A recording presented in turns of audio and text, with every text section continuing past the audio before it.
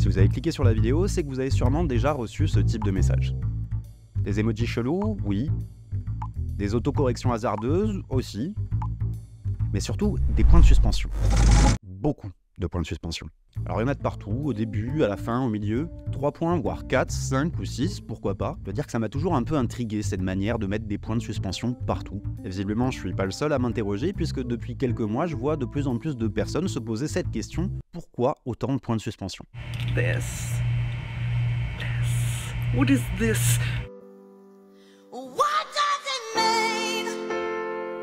Et si ça semble interroger autant de gens, c'est aussi parce que pour toute une génération qui est née avec les SMS et Internet, les points de suspension, c'est plutôt la ponctuation du sarcasme ou d'une certaine ambiguïté. D'un un côté, j'en pense plus que je n'en dis. J'ai voulu mettre 3 petits points après manger, mais je trouvais que ça faisait j'ai déjà mangé.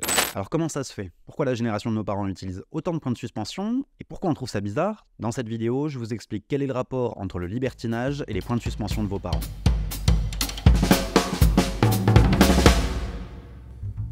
Si vous demandez aux membres de votre famille pourquoi ils vous écrivent comme ça, il y a de fortes chances qu'ils vous répondent quelque chose dans ce style. Je sais pas, moi je pense que c'est pour laisser la discussion ouverte, pour que t'aies la place de répondre, pour pas refermer trop vite quoi. Et en général, pas de sens à cette ponctuation.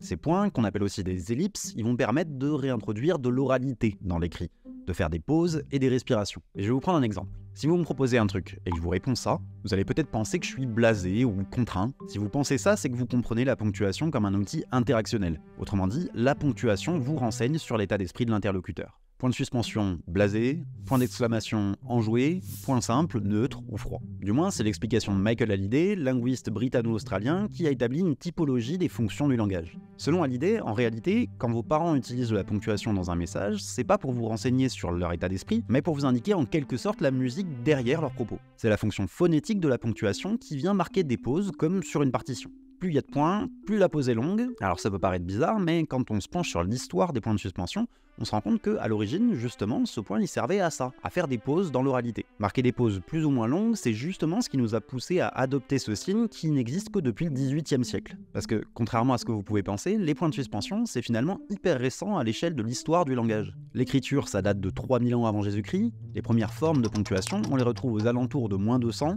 Alors à cette époque, on n'utilise pas encore de points de suspension, mais on utilise 3 points différents qui ont chacun leur fonction. Le point parfait, le point médian et le sous-point qui correspondent à une ponctuation forte, moyenne et faible. 16 siècles plus tard, Gutenberg invente l'imprimerie et on cherche alors à formaliser la ponctuation en figeant dans le marbre la virgule, le point et les 2 points, mais aussi les points d'exclamation et d'interrogation, ainsi que les parenthèses. Mais toujours pas de point de suspension. Et de fait, à cette époque, l'imprimerie, elle sert surtout à des lectures solitaires. On est encore loin des SMS, il n'y a pas d'ambition interactionnelle, il s'agit surtout de supports pour lesquels retranscrire la musicalité d'un propos n'a pas vraiment de sens. Non, pour voir cette notion de rythme apparaître, il va falloir attendre le XVIIe siècle.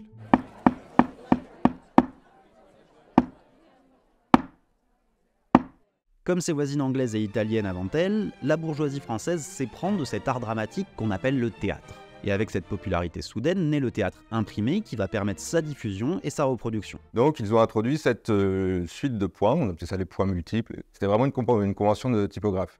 Cet amoureux du point de suspension, c'est Julien Rau.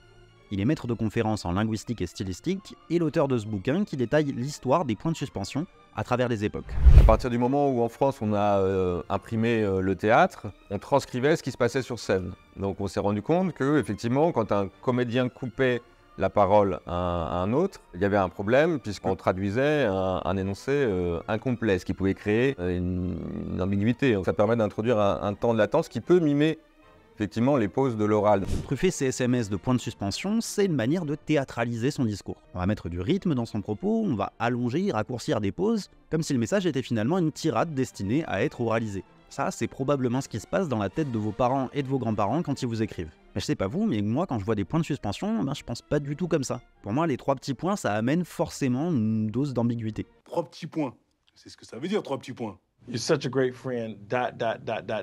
5 dots, Daryl? Are you kidding me? Et cette ambiguïté des points de suspension, elle n'est pas nouvelle en fait. Parce que dans les temps qui suivent l'invention de ce nouvel outil de ponctuation, on va voir tout un tas d'auteurs qui va s'approprier cet outil et s'en servir, mais à des fins un peu moins catholiques. À partir du XVIIIe siècle, dans la littérature libertine, le signe a été introduit dans la littérature. La littérature libertine, c'est celle qui s'affranchit des dogmes, notamment des dogmes religieux, mettre au centre le corps et s'affranchir des bonnes mœurs, etc.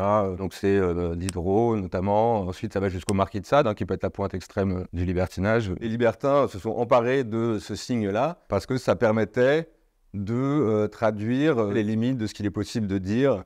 Littérature de l'excès, du corps défaillant, le défaut du langage quand le corps prend le pas en fait. Et là, les points de suspension agissaient comme des metteurs en texte du corps. Peut-être qu'on peut considérer que les ancêtres des points de suspension étaient les points de censure qui, à l'époque, émaillaient les textes des libertins dès qu'il était question de parties du corps sexué notamment. Et donc, au lieu d'avoir le mot, voilà, vous aviez la première lettre et ensuite une ligne de points. On a associé d'une certaine façon cette idée du corps sexué à cette ligne de points, de ce qui ne peut pas se dire pour des questions de morale, etc. Cette utilisation suggestive, elle va perdurer et on la retrouve d'ailleurs dans un certain nombre de correspondances privées de l'époque. Flaubert, dans sa lettre à Louis Collet, il utilise les 3 points. À ton petit boudoir ou 3 petits points. Et là, il ouvrait une parenthèse, il dit « Ici, pas de mots, les 3 points en disent plus que toute l'éloquence du monde ». Une version old school du J'ai déjà mangé. qui moi me fait quand même me dire que si l'ambiguïté existait pour Flaubert, eh ben, en un sens elle doit exister aussi pour mes parents et pour mes grands-parents. Bon, je crois quand même que mes grands-parents utilisent la fonction théâtralisée des points de suspension plutôt que la fonction libertine. Mais ce qui est sûr, c'est qu'il y a un autre élément qui compte, c'est la familiarité avec laquelle on utilise un média. On n'est pas tous égaux devant ces modes de communication modernes. Évidemment, vos aïeux ont connu d'autres modes de communication, avec leurs propres règles et leurs propres contraintes, au premier rang desquelles les lettres et les cartes postales. Et s'il y a bien une différence notable, c'est la place disponible. C'est ce qu'explique Gretchen McCulloch dans Talking Internet. Quand la place est limitée mais qu'on veut quand même séparer ses idées, mettre des points de suspension, évidemment, ça prend moins de place que de faire des sauts à la ligne. Ce qui permettrait donc aussi d'expliquer cette surutilisation des points de suspension dans les modes de communication modernes. Les messageries instantanées, le mail, mais on pourrait aussi citer leur ancêtre, le Minitel, sur lequel on trouvait déjà des points de suspension dans un message sur 4, selon une étude de 1993. Ce qui est intéressant avec les textos, c'est qu'on peut sauter, on peut aller à la ligne, sans mettre de signe, c'est déjà une forme de ponctuation. En fait, l'espace qui sépare ponctue. On peut même envoyer le message et en écrire un autre derrière, c'est aussi une forme de ponctuation.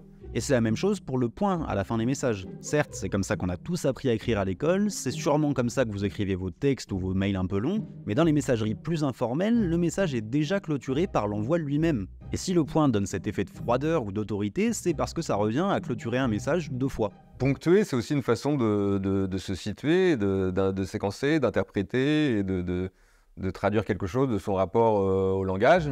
La ponctuation et le langage sont des outils, et leur utilisation est largement dépendante de notre culture. Et comme le théâtre du XVIIe qui s'est doté de nouveaux outils en s'attirant les foudres d'une foule conservatrice qui voyait là la profanation spectaculaire de la langue, on peut se demander si, à notre tour, il ne faudrait pas essayer de changer de regard sur ces nouveaux outils que certains auteurs et autrices tentent aujourd'hui d'introduire.